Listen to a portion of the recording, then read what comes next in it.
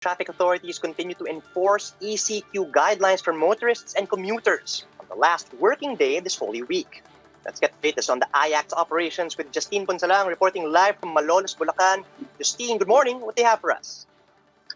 Charles, a day before the long weekend for the rest of the Holy Week, the Interagency Council for Traffic, or IACT, are once again making sure that both private and public vehicles are abiding by the health protocols. However, this time around, they are a bit more lenient in their operations.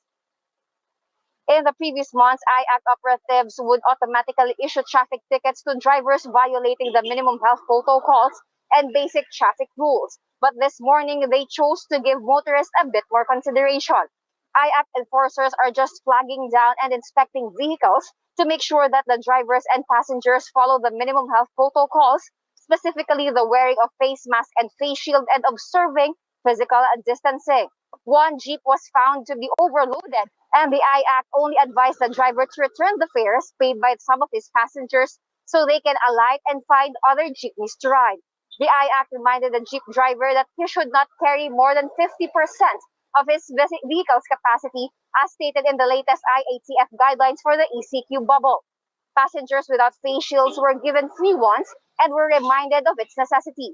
Meanwhile, one motorcycle rider was temporarily held by IACT personnel as he failed to present a driver's license and official registration of his unit. But the driver explained his motorcycle was only recently bought on March 5 and his papers are still being processed. The rider added that he does not have a license with him because he does not have enough money to procure one. He said that he felt forced to ride his motorcycle despite not having proper documents because he had no other means of commute.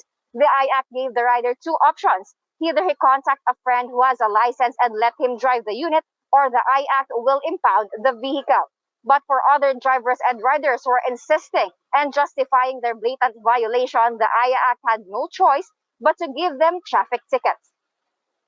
Charles, the IACT reminds the public that just because they are lenient this morning does not mean that they are giving motorists free passes to violate traffic and IATF rules. IACT said following the protocol should be based on people's sense of care for themselves and their fellow motorists, and not on the repercussions that they will face should they violate the guidelines. Charles?